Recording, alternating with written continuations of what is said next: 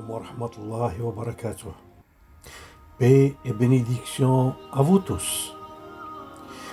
Après vous avoir exposé le profil du père des athées du siècle dernier et du début de ce siècle, soit le professeur et grand philosophe Antony Flew, je reprends mon discours eu avec ma fille et laisse le développement des conclusions du professeur Flew pour les prochaines vidéos et sur lesquelles je ferai un large exposé qui prendra une grande partie des vidéos de cette série sur la science et la foi.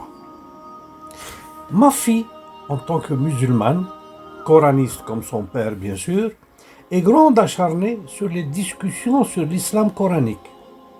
Voulait de moi des preuves de l'existence de Dieu dans notre culture, qu'elle voulait soumettre à son professeur de technologie, et ce afin qu'elle puisse bien argumenter avec lui sur le sujet en question et répondre à sa négation de l'existence de Dieu. Je me suis dit, elle a 14 ans et je dois lui donner des réponses solides que l'intellect du 21e siècle accepte facilement. Et pour cela, je me suis rappelé 3 narrations de 3 discussions entre athéistes et théistes qu'on retrouve dans notre tradition islamique, dont 2 de ces narrations de ces discussions étaient de la période abbasside, c'est-à-dire au Moyen Âge, soit du 9e siècle de l'ère chrétienne et une très récente des années 80. J'ai dit alors à ma fille, je vais te raconter 3 récits de discussions entre incroyants et des athées sur le sujet de l'existence de Dieu. Et tu vas bien les maîtriser et savoir les raconter à ton professeur, qui les appréciera, j'en suis certain. Le premier récit est d'un imam islamique du 9e siècle qui reçoit dans sa mosquée un groupe d'athées qui voulaient le mettre en difficulté. Ils lui posèrent la question suivante. Nous sommes venus vous voir, intéressés par une réponse à une question qui nous tourmente et à laquelle nous voulons une réponse claire et nette. Pouvez-vous nous prouver que Dieu existe et qu'il est notre créateur? À l'époque de cette discussion, la science était en train de naître à petit feu. Les masses de personnes étaient illettrées et faisaient donc des raisonnements peu solides, surtout au sujet de l'existence de Dieu. Très peu étaient les érudits en mesure de répondre à cette question. Alors notre imam, après une courte réflexion, il répondit ainsi à ses athées. Votre question est très difficile et je dois trouver les arguments justes pour vous répondre. Un autre rendez-vous durant lequel vous aurez de ma part, Inch'Allah, une réponse complète à votre question. Les athées partirent, certains d'avoir mis en difficulté notre imam. Et le lendemain, ils se présentèrent à l'heure précise au rendez-vous. L'imam s'était caché dans les environs, face à sa mosquée, et suivait la réaction de ces athées qui ne l'ont pas trouvé présent au rendez-vous, que lui-même avait fixé. Ils commencèrent à murmurer entre eux, se disant « Nous l'avons bloqué, le pauvre imam. Il a certainement disparu pour n'avoir pas trouvé de réponse à notre question. » Après une petite heure d'attente, ils décidèrent de s'en aller, fiers et certains de la victoire obtenue sur ce théiste.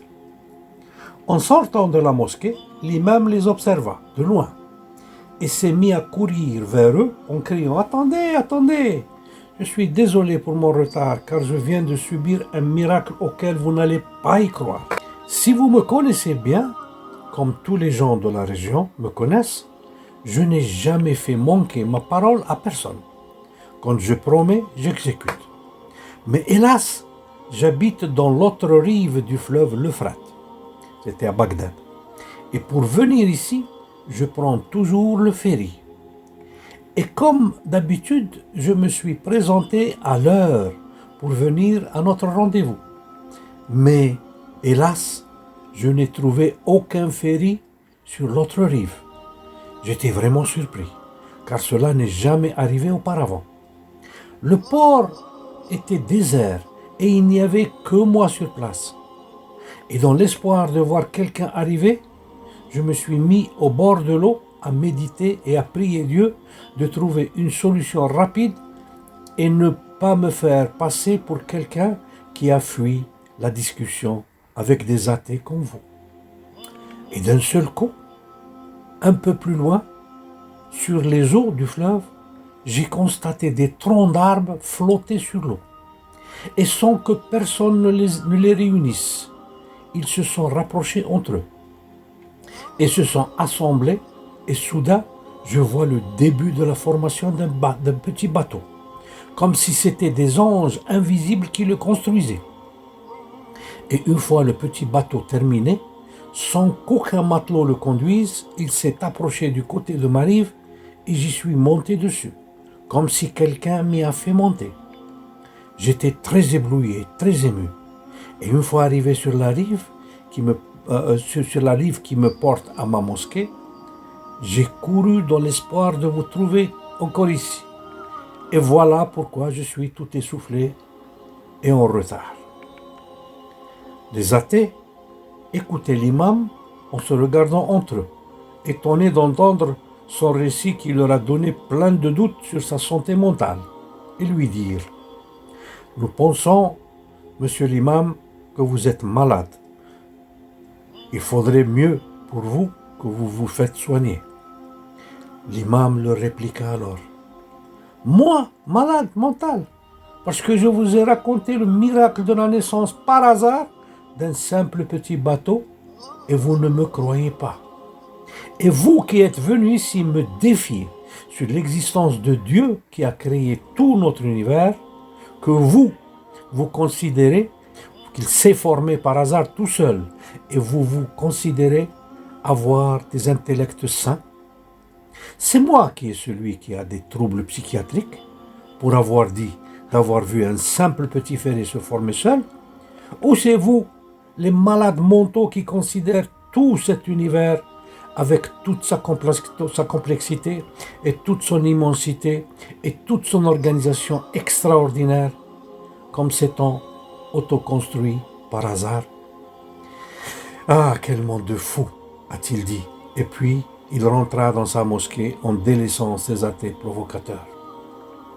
La discussion prit fin et les athées sont repartis en apprenant une leçon de raisonnement logique que ceux qui ont les intellects sains font. La non-vie ne peut pas donner naissance à la vie. Le néant n'existe pas et donc il ne peut pas créer. Le deuxième récit est d'un simple bédouin qui faisait sa prière seul en plein désert. À un certain moment, une caravane de bédouins traversait dans la zone et une fois à côté de ce bédouin, un d'entre eux s'exclama: « Regardez ce bédouin qui vit en plein désert et qui est soumis à la foi du Dieu unique et ne s'est pas soumis au soleil, aux étoiles ou à l'immensité de ce désert. » Le bédouin venait de finir sa prière et avait entendu l'étonnement de celui qui ne comprenait pas comment lui, un habitant du désert, était soumis au Dieu unique. Et alors, avec grande sagesse, que des siècles après, Einstein lui avait repris, le bédouin rétorqua et dit: « La crotte d'un chameau en plein désert est une preuve que dans les parages est passé un chameau. » C'est-à-dire, si vous êtes en train de marcher dans le désert et d'un seul coup vous trouvez une crotte de chameau, peut-être encore chaude, vous vous dites qu'il y a un chameau qui est passé par là, alors qu'il n'y a rien dans l'horizon. Il n'y a aucun chameau dans l'horizon. Donc vous êtes certain que vu qu'il y a la crotte, il y a le chameau. Et les empreintes de pieds sur le sable du désert sont des preuves que des passants sont passés de ce côté-là. Alors, dit-il, comment voulez-vous que je ne puisse pas croire que tout cet immense univers soit l'œuvre d'un Dieu, d'une intelligence non mesurable qui l'ait créé? plus de 12 siècles après ce bédouin, Einstein, le grand savant du 19e siècle, avait répondu à une petite fille par lettre sur la question qu'elle lui avait posée à la fin d'une de ses conférences et à laquelle il a répondu par lettre. La petite fille s'était précipitée vers Einstein en disant « Maître, est-ce que vous croyez en Dieu ?» Alors Einstein lui répondit « Tu poses une très belle question et très importante, mais je ne peux pas te répondre comme ça. Donne-moi ton adresse et je vais te répondre par écrit. » Écoutez la suite de cette histoire par les deux frères jumeaux, Grishka et Igor Bogdanov, décédés le mois de janvier dernier, c'est-à-dire janvier 2022. Écoutons-les nous raconter cette histoire-là. Et on se reverra après. Mais laissons la parole à Einstein qui a dit quelque chose d'extraordinaire en 1936.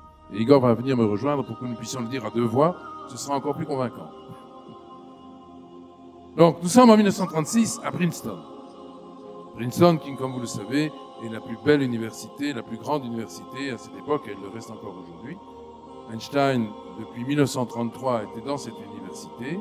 Et 3 ans plus tard, il était, comme vous le savez, très célèbre dans le monde entier, avec ses cheveux en broussailles, sa moustache inimitable. Einstein était une figure. Et à un moment, voilà que une petite fille d'une dizaine d'années vient vers lui et lui demande « Maître, il était au sortir de son cours, Maître, est-ce que vous croyez en Dieu ?» Einstein a répondu à ce moment-là « Tu poses une très belle question, très importante, mais je ne peux pas te répondre comme ça. Donne-moi ton adresse et je vais t'envoyer ma réponse par écrit. » Et voilà que 10 jours plus tard, la petite fille reçoit cette réponse. Elle est devenue aujourd'hui célèbre dans le monde entier. Nous la connaissons par cœur, Igor et moi, parce qu'elle est extraordinaire. On va essayer de vous la dire à 2 voix. Ça, vous serez 2 fois plus convaincus. C'est un exercice difficile parce qu'on n'a qu'un micro pour 2 voix. Enfin, on va essayer, en tout cas. Tous ceux qui sont sérieusement impliqués dans l'histoire de la science finiront par comprendre un jour qu'un esprit se manifeste dans les lois de l'univers, un esprit immensément supérieur à celui de l'homme. Einstein, 1936.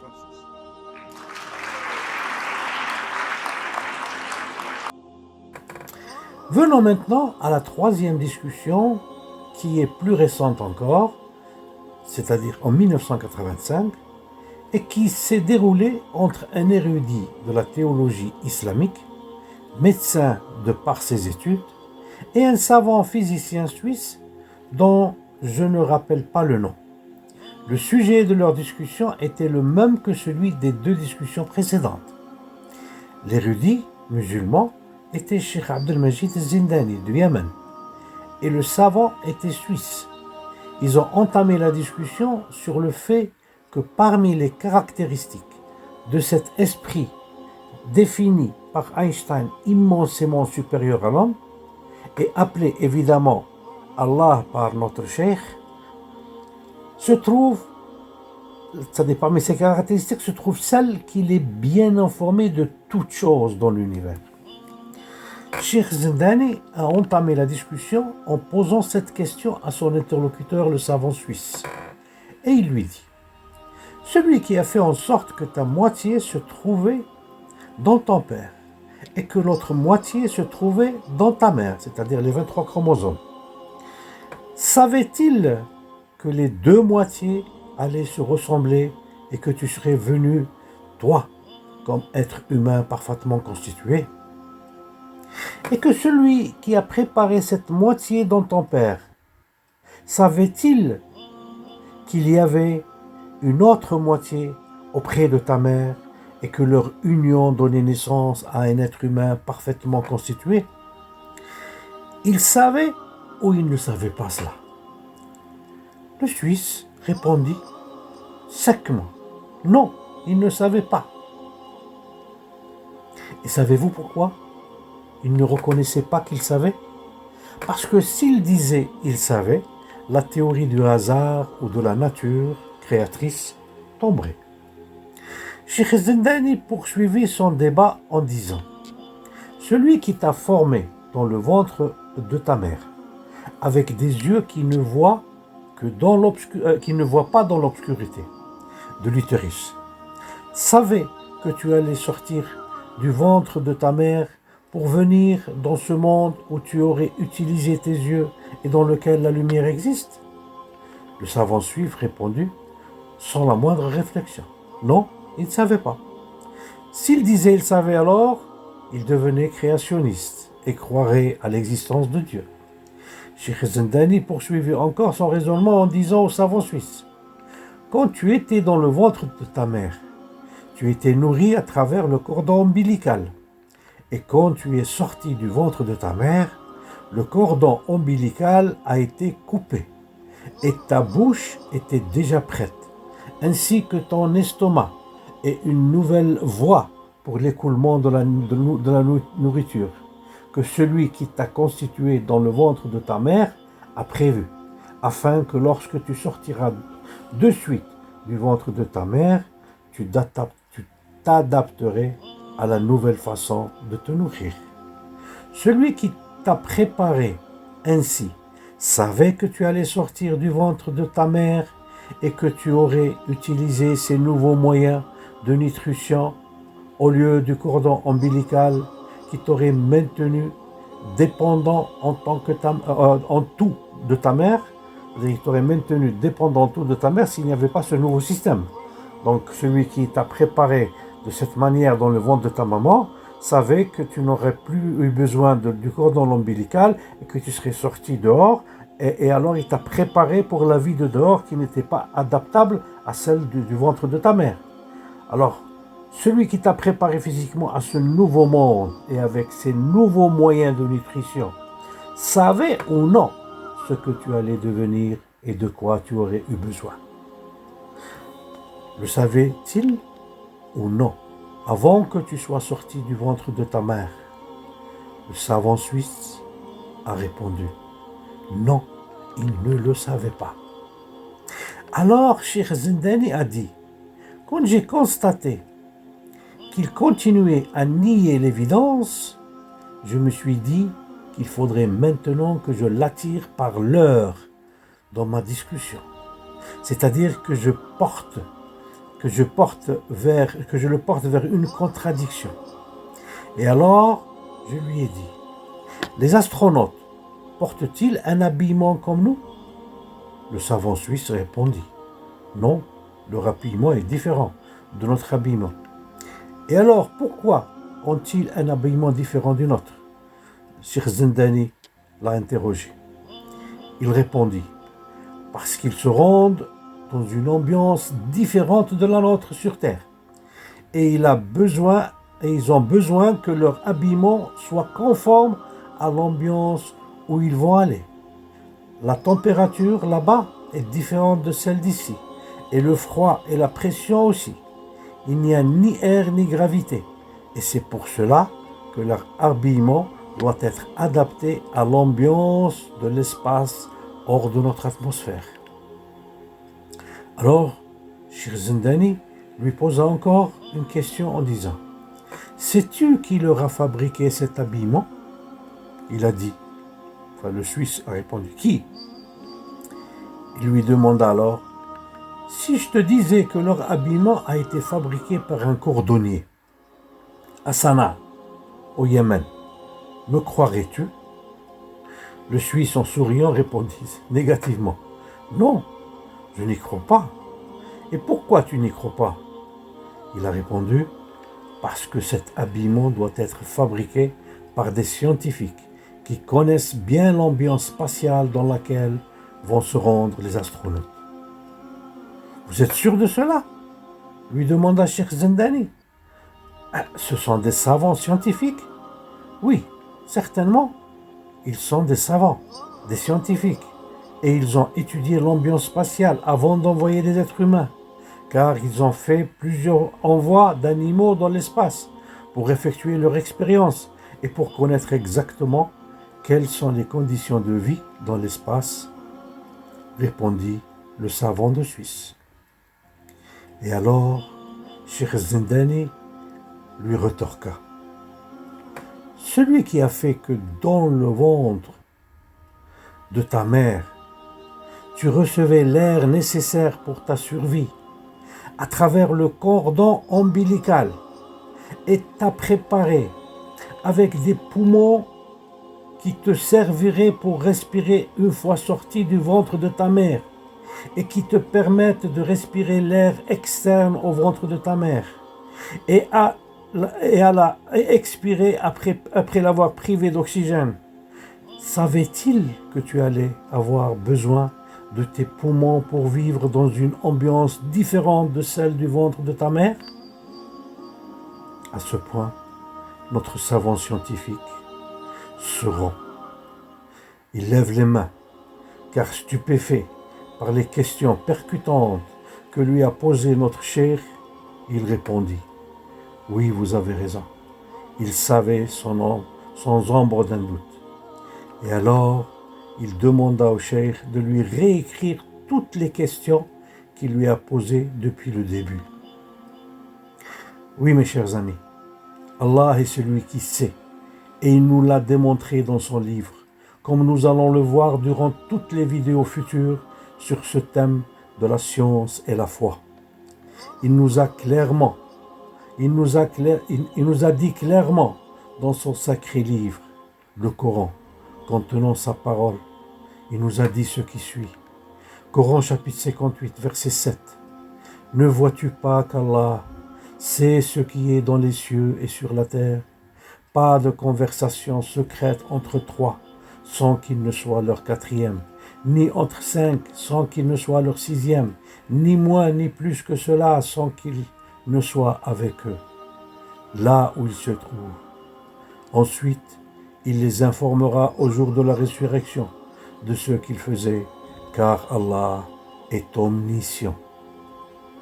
ألم تر أن الله يعلم ما في السماوات وما في الأرض ما يكون من نجوى ثلاثة إلا هو رابعهم ولا خمسة إلا هو سادسهم ولا أدنى من ذلك ولا أكثر إلا هو معهم أينما كانوا ثم ينبئهم بما عملوا يوم القيامة إن الله بكل شيء عليم. Et encore, dans le Coran, chapitre 2, verset 29, c'est lui, Allah, qui a créé pour vous tout ce qui est sur la terre, puis il a orienté sa volonté vers le ciel et en fit 7 cieux. Et il est omniscient. هو الذي خلق لكم ما في الأرض جميعا ثم استوى إلى السماء فسواهن 7 سماوات وهو بكل شيء عليم. Encore un autre verset, Coran chapitre 67, verset 14. Ne connaît-il pas ce qu'il a créé alors que c'est lui le compatissant, le parfaitement connaisseur. ألا يعلم من خلق وهو اللطيف الخبير. Encore un autre verset, Coran chapitre 6, verset 59. C'est lui qui détient les clés de l'inconnaissable. Nul autre que lui ne les connaît. Et il connaît ce qui est dans la terre ferme comme dans la mer, et pas une feuille ne tombe, qu'il ne le sache, et pas une graine dans les ténèbres de la terre, rien de frais ou de sec qui ne soit consigné dans un livre explicite. Et la nuit, c'est lui qui prend vos âmes, et il sait ce que vous avez acquis pendant le jour, puis il vous ressuscite le jour afin que s'accomplisse le terme fixé. Ensuite, c'est vers lui que sera votre retour, et il vous informera de ce que vous faisiez. وعنده مفاتيح الغيب لا يعلمها إلا هو ويعلم ما في البر والبحر وما تسقط من ورقة إلا يعلمها ولا حبة في ظلمات الأرض ولا رطب ولا يابس إلا في كتاب مبين وهو الذي يتوفاكم بالليل ويعلم ما جرحتم بالنهار ثم يبعثكم فيه ليقضي أجلا ليقضى أجلا مسمى ثم إليه مرجعكم ثم ينبئكم بما كنتم تعملون. Je m'arrête ici et je vous invite à la troisième partie de cette série que je vous publierai sous peu et qui traiterait les preuves coraniques que c'est Allah le créateur de toutes choses. وآخر دعوانا أن الحمد لله رب العالمين والسلام عليكم ورحمة الله وبركاته. Paix et bénédiction à vous tous.